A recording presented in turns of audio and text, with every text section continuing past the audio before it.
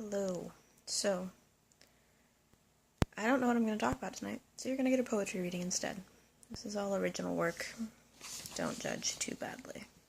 I'm even going to point at the page so you can follow along too in theory. This one's called We Bonzi and Steve Biko Are Dead. The play is about identity and finding your spot in society, said a privileged human who never read the play because it didn't seem important enough. Why don't you try finding your spot in a society that doesn't want you? Why don't you try explaining to an officer that you really do have your passbook, but it's at home right now, as they cart you off to jail? Your entire existence depends upon that packet of papers that you must obey. Why don't you try defending yourself in front of people that spit on the ground you walk on? They think you're filthy, carrying diseases. They know you're savage and disgusting. They keep their children and pets away from you. You're good for the work they're too good to do. So they'll stick you in a factory. So what if you lose a few fingers?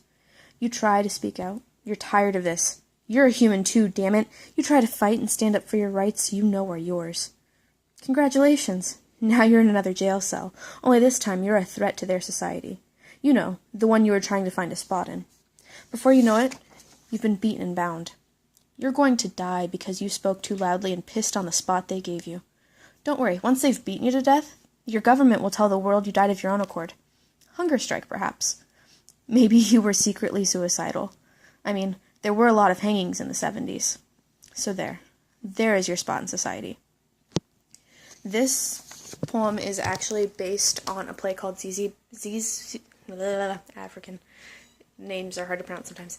We Bonzi is Dead, and it's based on a person named Steve Biko, who I think I had you look up, Gabe. Anyway, this next one's called From Atop My Hill of Sins. When the river dried up, the crow died. Then the sandbars rose above the banks while the preacher looked on from atop his high pew. That's the day the town flooded. When the wheat stopped growing, the tree died. And as the grasses shimmered in a murky haze and the blacktop stretched on indefinitely, the baby fell ill. She was gone later that day. When the church fell over, anarchy died. While the people tried to pick up their lives, the choir laughed on and sang a few notes. Glorious was the sound of the screaming protesters. The day I took over, we all died. Then the forest burned and the animals perished, and their blood was sweet. That one came from a drive to Nebraska, maybe? I don't know. Don't ask. And the last one I'm going to read is called A Bunch of Nonsense. It's a love poem. Anyway, A Bunch of Nonsense. The sea isn't blue, it's raindrops. It's raindrops falling from the sky and landing on the faded black and white photographs that make your attic their home. But all of these photographs are in color.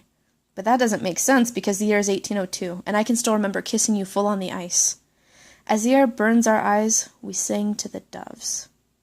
1,930 times have I kissed you full on the heart. Hearts were meant to be kissed and held, not worn on the sleeves or locked in someone's chest. Keys jangle as the janitor sweeps the floor and ponders life. No one knows he knows the answer to it all. Because he is a janitor, no one will ever ask him his secret. Humans are rather unfortunate as they have the ability to hate.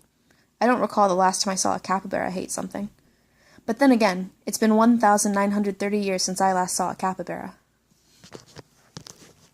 I really like capybaras. Anyway, look forward to seeing your video tomorrow. Bye.